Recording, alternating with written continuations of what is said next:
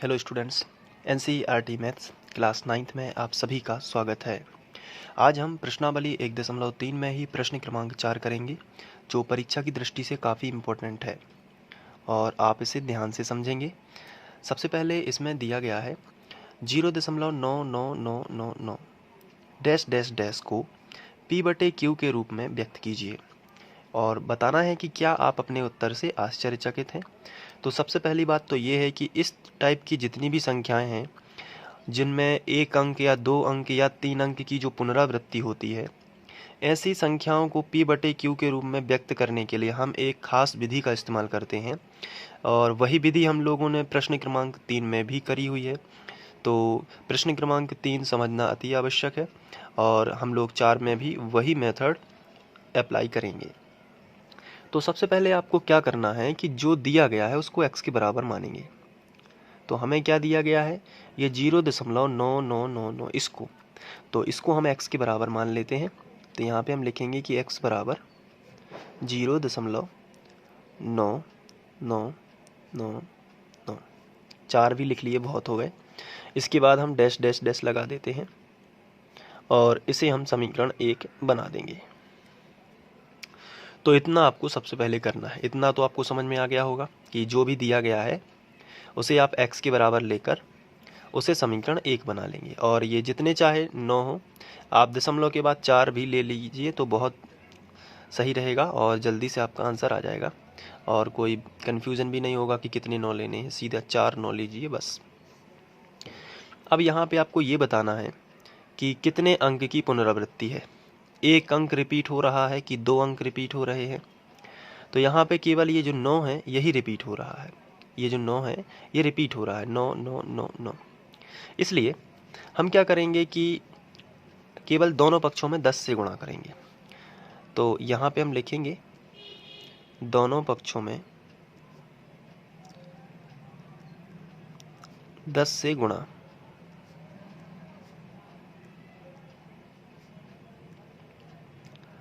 क्यों? क्योंकि हम इसे इस तरीके से भी तो लिख सकते हैं कि x बराबर 0.9 डैश। तो 1 अंक पर डैश हुआ ना, क्योंकि 1 अंक रिपीट हो रहा है, इसलिए हम इसे दोनों पक्षों में 10 से गुणा करेंगे। आप चाहें तो ये ना भी लिखें एग्जाम में, डायरेक्ट यहाँ से शुरू हो, क्योंकि ये जो है आपको इसी फॉर्म में दिया गया है, ये तो मैंने समझाने के लिए लिख दिया है। तो दोनों पक्षों में 10 से गुणा करेंगे तो यहाँ भी 10 से गुणा होगा और यहाँ भी 10 से गुणा होगा। तो यहाँ 10 से गुणा करते हैं सबसे पहले। तो 10 का गुणा x में होगा तो कितना आएगा, 10x। बराबर लगा है तो बराबर। अब यहाँ 10 से गुणा होगा तो मैंने बताया था कि अगर 10 से गुणा करेंगे तो 0.1 अंक खिसकेगा, 100 से गुणा करेंगे तो 0.2 अंक खिसकेगा और 1000 से गुणा करेंगे तो 0.3 अंक खिसकेगा। बताइए कितने से गुणा है, 10 से गुणा है, तो दशमलव कितने अंक खिसकेगा, केवल 1 अंक।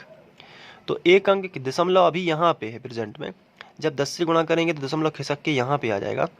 तो हमें मिलेगा दशमलव के पहले वाली संख्या 9, उसके बाद 9 9 9, 3 9 यहाँ पे बचेंगे, 9 9 9, लेकिन हम दशमलव के बाद 4 9 लिखेंगे तो एक 9 और हम बढ़ा सकते हैं, क्योंकि डैश डैश का मतलब अनंत 9 है यहाँ पे, और फिर उसके बाद डैश डैश लगा के हमने इसे समीकरण 2 बना दिया।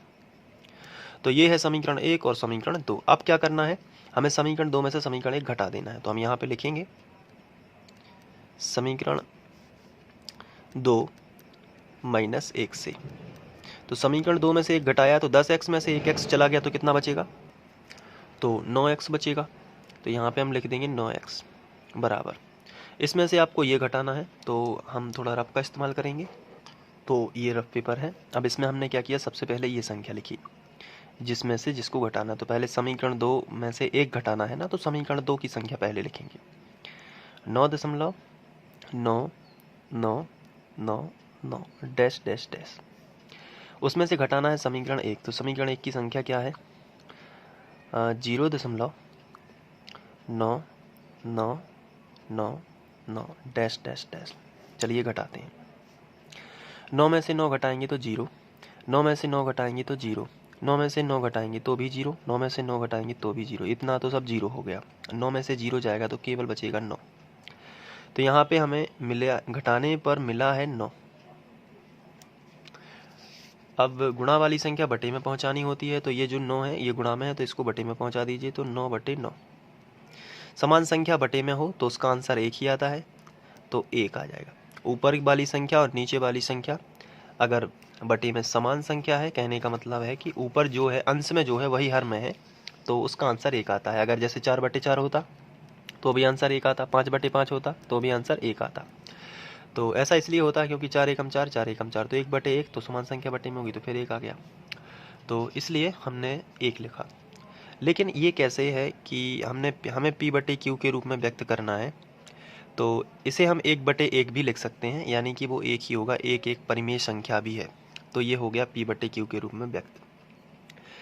अब ये जो 0.9 है इसका आंसर 1 कैसे हो गया, इसलिए हम अपने उत्तर से आश्चर्यचकित हैं, क्योंकि 0.9 जो है, और जैसे हमने संख्या रेखा पर लिया, यहाँ पे 0 होता है, यहाँ पे 1 होता है, तो यहाँ पे छोटे छोटे डॉट होते हैं 10, 1 2 3 4 5 6 7 8 9 10 इस तरीके से। तो अगर हम इसको छोटे छोटे डॉट, तो ये हो जाएगा 0.1, ये 0.2, ये 0.3, 0.4, 0.5, 0.6, 0.7, 0.8, 0.9, तो यहाँ पे हमें मिलेगा 0.9।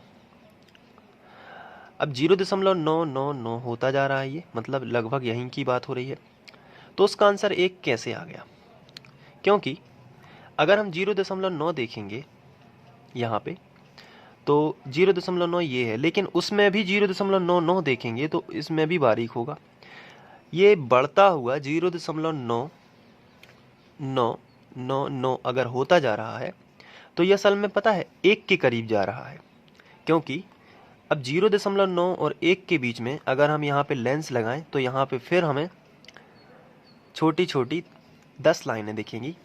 देखिए मैं बताता हूँ, यहाँ पे है 0.9, यहाँ पे होगा हमारा 1, तो यहाँ पे पता है क्या होगा 0.91, यहाँ पे होगा 0.92। इस तरीके से आखिरी वाला जो पॉइंट होगा, अगर ये आपको समझ में आ रहा हो, तो आखिरी वाला पॉइंट होगा 0.99, और उसके बाद फिर हम यहाँ पे 0.999 की बात करें, यदि इसकी बात करें, तो ये इनके बीच में मिलेगा, तो फिर हम यहाँ पे लाइन खींचेंगे, तो असल में ये बढ़ता जा रहा है 1 के करीब, तो सीधा सा आंसर आ गया है इसका 1। तो इसलिए हम अपने उत्तर से आश्चर्यचकित हैं कि 0.9 अलग है और 1 अलग है, फिर ये इसकी परिमेय संख्या का जो फॉर्म है वो 1 क्यों आ रहा है, क्योंकि 0.9 पर डैश लगा है।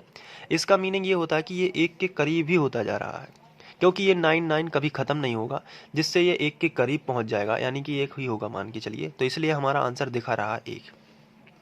तो हम यहाँ पे लिखेंगे, अतः हम अपने उत्तर से आश्चर्यचकित हैं, इस तरीके से आपको लिखना है।